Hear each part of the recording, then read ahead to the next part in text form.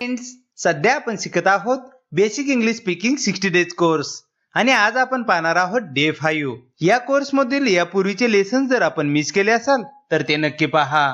Generally आपण म्हणत असतो मी अभ्यास पूर्ण केला आहे, मी तुझे ऐकले आहे, मी स्वयंपाक केला आहे, मी बाजारात आलो आहे, मी जेवण केले आहे.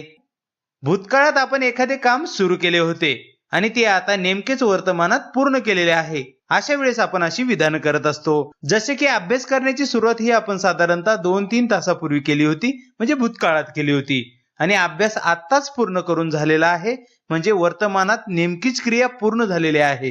यालाच इंग्लिश ग्रामर मध्ये म्हणतात प्रेझेंट परफेक्ट टेन्स. आपण मराठीमध्ये त्याला म्हणतो पूर्ण वर्तमान काळ.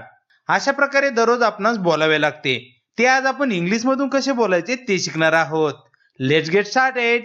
समजा तुम्ही